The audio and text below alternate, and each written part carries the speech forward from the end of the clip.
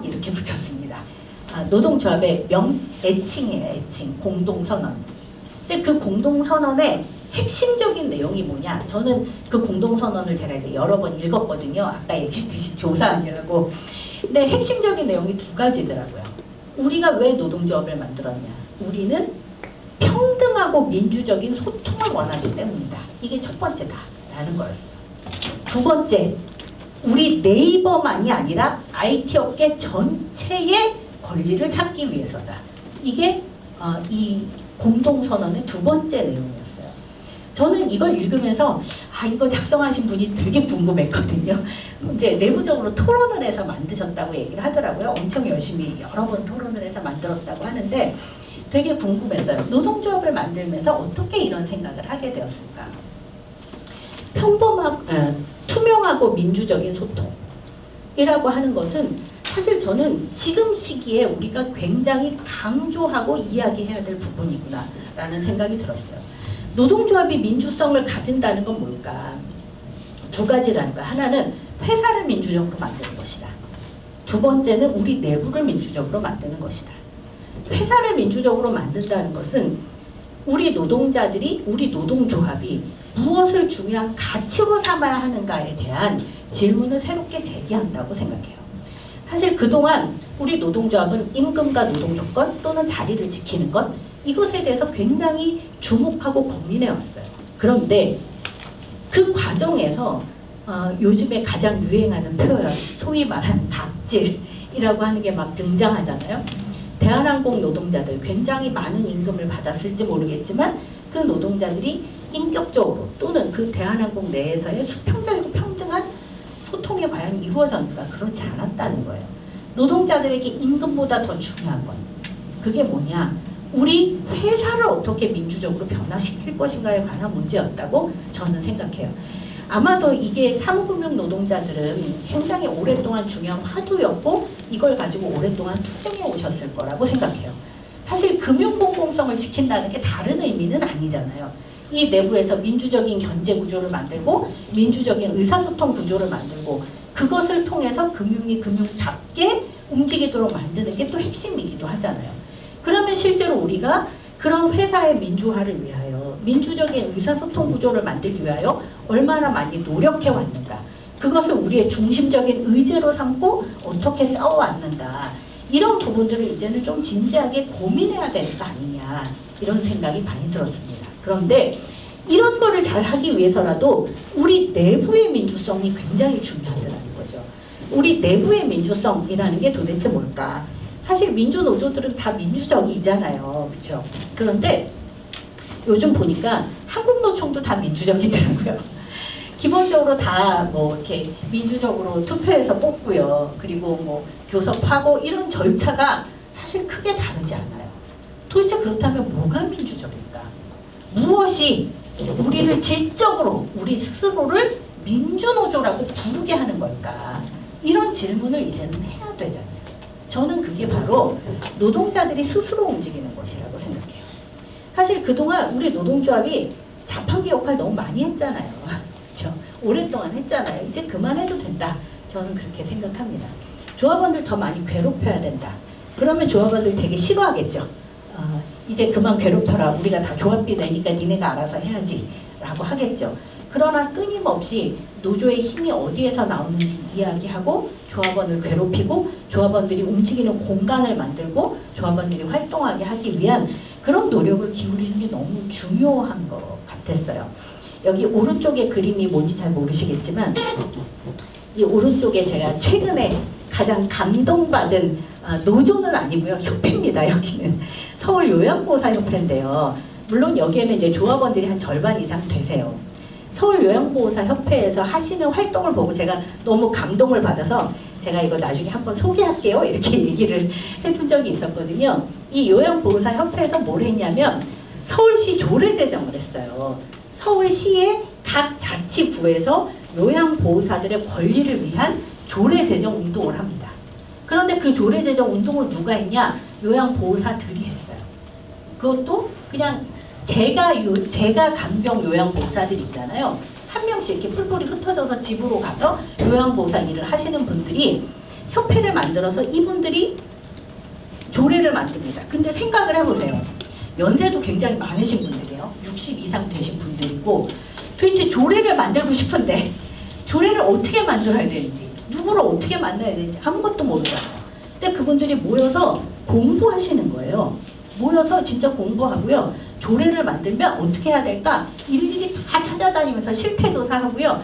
이분들이 심지어 그런 것도 막 공유하시더라고요. 예를 들어 지자체 의원들을 만나야 되는데 조례를 만들려면 의원을 만나려면 제일 처음 의원을 만날 때는 뭘 사들고 가는 게 좋을까요? 뭐부터 시작해서 이런 이야기를 막 서로 이렇게 공유를 하세요. 아 우리는 어떤 의원 만나봤더니 태도가 이렇더라. 뭐 민주당 의원을 먼저 만나는 게 좋으냐, 뭐 아니면 보건복지위원회 의원을 먼저 만나는 게 좋으냐, 뭐 이런 얘기도 서로 해가면서 직접 이분들이 안을 본인들이 직접 만들고 요구안 수령하고 그거 가지고 직접 의원들 찾아가서 만나고 설득하고 공청회 열고 이러면서 조례를 지금 하나씩 제정하고 있어요. 한두 군데씩 지금 쭉 제정해 가고 있고 지금 몇 군데 안 남았습니다. 그래서 제가 이분들이 활동을 하시는 걸 보고 되게 놀랬거든요. 뛰어난 활동가가 있는 것도 아니고 뛰어난 간부가 있는 것도 아니고요. 그냥 요양보호사들이 조금씩 시간을 내서 같이 모여서 지자체별로 이렇게 같이 공부해 가면서 하나하나 만나시는 걸 보고 되게 놀랐어요. 저분들은 시간이 많이 남아서 하는 걸까요? 그렇지 않잖아요.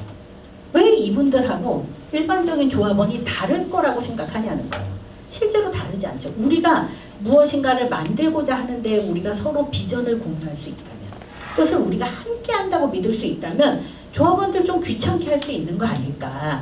그런 점에서 저는 우리가 민주성을 고민한다는 건 이제는 조합원들을 좀 더 귀찮게 만드는 것을 결심하는 것이기도 하다, 이런 생각이 들기도 했습니다.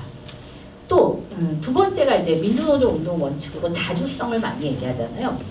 저는 최근의 자주성, 옛날의 자주성은 어용노조가 아닌 거였잖아요. 그죠? 저는 최근의 자주성을 두 가지라고 생각합니다. 하나는 기업의 흥망성쇠로부터 자유로운 것이다. 저는 그게 사무금융서비스 노동조합, 다시 말하면 산별 노조를 만드는 정신이라고 생각하는 거예요. 기업의 흥망성쇠를 넘어서는 것. 자주성이라는 게 뭡니까? 기업으로부터 독립적인 이잖아요. 그런데 우리는 기업의 흥망성쇠에 매달리잖아요. 기업이 잘 나가면 노조도 잘 나가는 거고요. 기업이 잘 안 되면 노조도 잘 안 되는 거예요. 기업이 잘 되냐 안 되냐가 다 우리의 삶을 규정해버려요. 노동조합 활동도 규정합니다. 그런데 그렇게 되면요, 때로는 같은 노동조합인데도 노동자들끼리 경쟁하고, 실제로 이런 사무금융 전체의 구조를 어떻게 만들어야 되는지에 대한 사무금융 노조 차원의 큰 전망을 가지고 서로 함께하는 일을 못하게 되기도 해요. 그런데 지금의 자주성이라는 건 바로 이런 기업의 흥망성쇠에 우리 스스로 얽매이는 것으로부터 벗어나는 것이다. 우리 모두가 사무금융서비스 노동조합이 지향하는 바, 이것이 만들고자 하는 바를 향하여 어떻게 우리 노조도 함께할 것인가를 고민하는 것이다 라고 생각해요. 저는 그런 점에서 사무금융서비스 노동조합이 실제로 산별노조처럼 활동하는 것, 그러니까 이름은 산별노조지만 각자 기업의 규모와 기업의 사정과 기업의 형편에 따라서 알아서 하는 거 말고 이것을 뛰어넘어서 사무금융노조 전체가 지향하는 바를 어떻게 함께 우리가 풀어나갈 것인가를 고민하는 것이어야 되는 거 아니냐, 이런 생각을 합니다.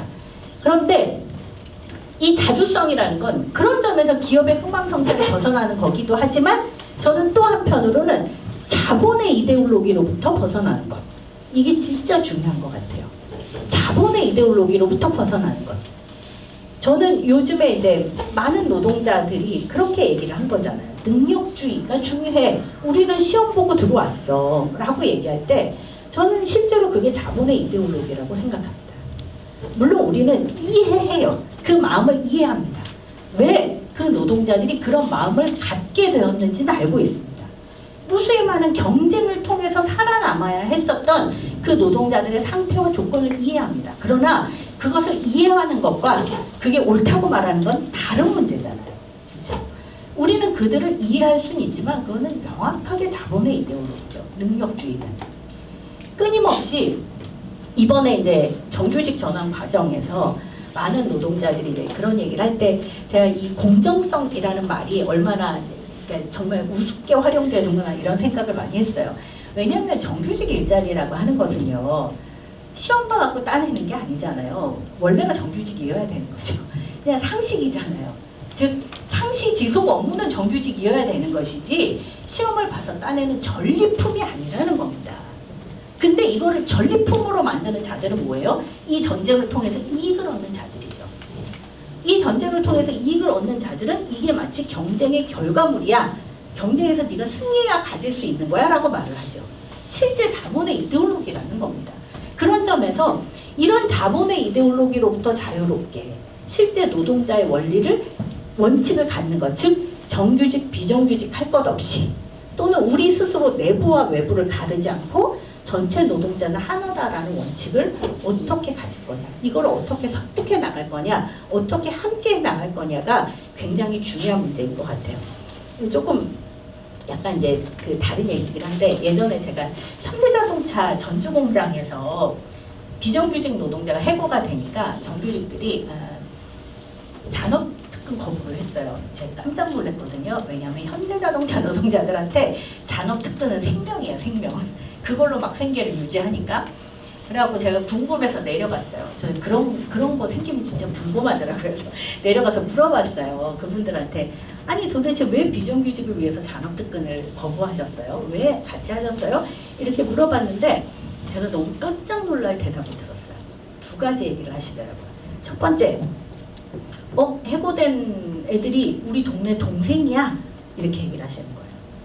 거기가 전주공장이 되게 작거든요, 동네가. 그러니까 같은 동네 동생이고 같이 밥 먹으러 다니는 사이인 거예요. 갯돈 내가지고. 그러니까 이분들의 머릿속에는 이 사람은 비정규직이고 우리는 정규직이다가 아니라 그냥 우리는 같은 동생인 거야, 동네에. 실제로 우리라는 인식의 범주 안에 들어있는 거죠. 그 노동자들이.